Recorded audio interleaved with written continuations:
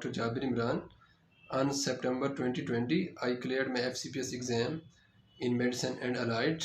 Alhamdulillah, it was my first attempt and I cleared. I receive a lot of questions about FCPS exam from many doctors. They were asking about study plans, tips and many more. So in this video we will discuss all about FCPS part 1 exam. So without any delay, let's start. First thing that you have to know about exam is their pattern. Actually दो paper होते हैं, paper 1 and paper 2. So paper 1 में 100 MCQs होते हैं, paper 2 में भी 100 MCQs होते हैं. Each paper has 2 hours, so total 200 MCQs with in 4 hours. तो पेपर के दरमियान में आपको हाफ आवर ब्रेक मिलती है जिसमें आप रेस्ट कर सकते हैं. ओके, सो आपको ईच पेपर में 75% सिक्योर करने हैं. मीन्स के अगर 100 MCQs हैं तो आपको उसमें से 75 MCQs बिल्कुल करेक्ट करने हैं. बट MCQs हर MCQs की एक अपनी जो है ना वेटेज होती है, जिसमें कुछ के 0.5 मार्क्स होते हैं, कुछ के 1 मार्क्स होते हैं, कुछ के 2.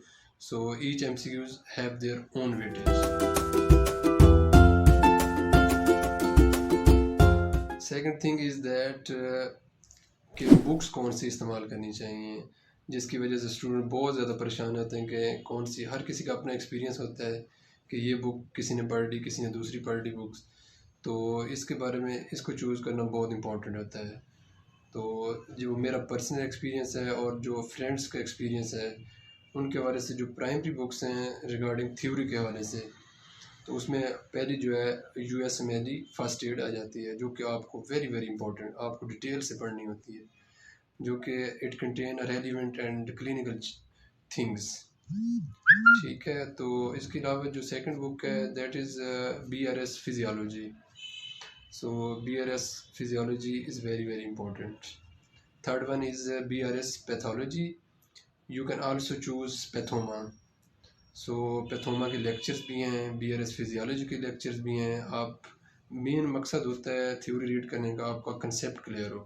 अगर आपने लेक्चर सुन लिया या थ्योरी रीड कर ली, कंसेप्ट क्लियर है, तो you can easily move on. And इसके अलावा जो एनाटॉमी के रिगार्डिंग है, आपको न्यूरोस्नेल और स्नेल रिव्यू, जस्ट शॉर्ट आपको रिव्यू करना पड़ता है कि आपको जस्ट एक रीडिंग देनी होती है. ठीक है. ये प्राइमरी बुक्स थी थ्योरी के रिगार्डिंग. जो इसके अलावा जो MCQs बुक्स हैं दैट आर अ की part of FCPS exam. So MCQs books में जो मेजर हैं वो राबिया अली, जो कि मैंने खुद यूज़ की थी राबिया अली, लेकिन मुझे इसके अलावा जो न्यू बुक आई हुई है मेडिकल. सो दोनों बुक्स अच्छी हैं, आपने जो भी चूज़ करनी है दोनों सेम है. ठीक है, इसमें परेशान नहीं होना कि कौन सी बुक यूज़ करूं. सो जो भी यूज़ करनी है दोनों अच्छी लिखी हुई हैं. और इसके अलावा जो SK गोल्डन फाइल्स हैं 1 to 11 बहुत इंपॉर्टेंट हैं, जो कि मेरा पर्सनल एक्सपीरियंस है. मैंने उन SK गोल्डन फाइल्स को 2 दफ़ा किया था, तो वेरी वेरी इंपॉर्टेंट. इसके अलावा लास्ट में आ जाता है SK and Kim last day revision notes. उसमें की पॉइंट्स दिए हुए हैं हर चैप्टर के, आपके फिजियोलॉजी, आपके पैथोलॉजी और मुख्तलिफ छोटे सब्जेक्ट्स चैप्टर जो कि आप रीड नहीं करते हो उसके MCQs दिए गए हैं, की पॉइंट्स दिए गए हैं. ठीक है. इसके अलावा जो फोर्थ वन है रफ़ीउल्ला नोट्स, तो उसकी जो फर्स्ट 488 जो की पॉइंट्स हैं वो बहुत इंपॉर्टेंट है. उसमें मेजर जो MCQs होते हैं उसी में से आते हैं. और इसके अलावा आप और भी बहुत सारी बुक्स हैं MCQs के रिगार्डिंग. आप तनवीर नोट्स यूज़ कर लो. तनवीर नोट्स के जो फाइल्स नंबर 10 and 13 हैं वो बहुत ज़्यादा इंपॉर्टेंट है. ठीक है. और इसके अलावा और भी बहुत ज़्यादा बुक्स आई हुई हैं MCQs के हवाले से, लेकिन ये मेजर बुक्स हैं जो कि मेरा अपना एक्सपीरियंस है और कुछ मेरे फ्रेंड्स हैं उन सब के एक्सपीरियंस है.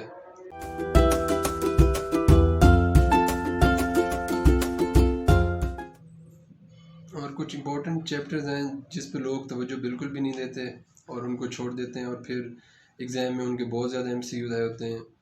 सो इन चैप्टर को आपने अपने माइंड में बिठाना है और इनको लाजमी करना है आपने। मैं आपको बताता हूँ कि कहाँ से करना है। सो इन चैप्टर्स में जो कि first of all general pathology, microbiology, pharmacology, biostatics, biochemistry and behavior science and few more just as embryology and histology.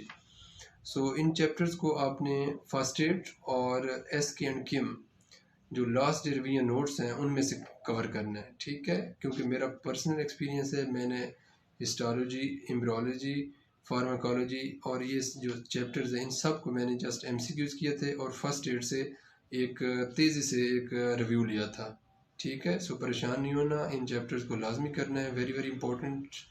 In chapters को एस के एंड किम से करना है।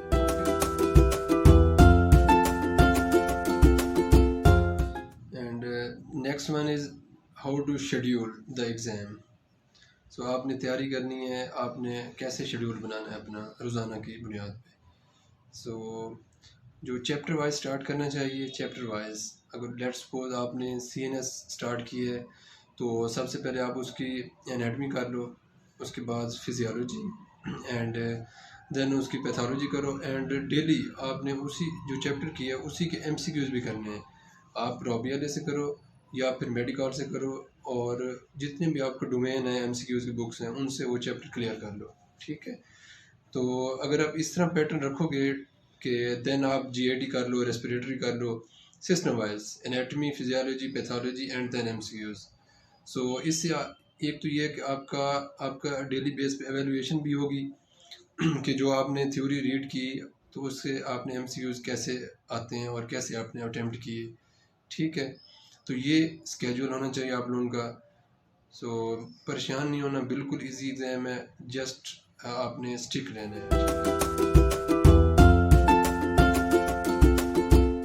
और अब मैं आपको कुछ पर्सनल टिप्स बताऊंगा कि FCPS एग्ज़ाम के हवाले से। सबसे पहले आपने FCPS पार्ट 1 के MCQs पे फोकस करना है, ठीक है। क्योंकि आपको MCQs और बहुत ज़्यादा मिल जाएंगे, प्लेब्स के मिलेंगे MCQs, लेकिन आपने जस्ट फोकस करना है FCPS एग्ज़ाम के MCQs पे, ठीक है। आपका दूसरे जो नॉलेज है वो आपके लिए नेसेसरी है but it's not important to clear the FCPS exam, ठीक है। आपने MCQs को अच्छे से करना है। अगर आप MCQs अच्छे से नहीं करेंगे तो आपका इट मीन्स कि आप पार्ट 1 की तैयारी अच्छे से नहीं कर रहे, ठीक है। So focus on MCQs. Second thing is that the FCPS exams are not all about your knowledge. It's all about your nerves and patience. अगर आप अपने नर्व्स पे काबू रखते हो at the day of exam, so आपने जितना भी पढ़ा होता है, जितनी भी तैयारी होती है आपकी, so you can clear easily because आपका 5 साल में MBBS के दौरान आपका बहुत ज़्यादा नॉलेज होता है। सो बेसिक चीज़ें होती हैं एग्ज़ाम में, ठीक है। सो अपने नर्व्स पे काबू रखना है and never give up and आपने गोल ओरिएंटेड स्टडी करनी है हमेशा, ठीक है, स्मार्ट स्टडी।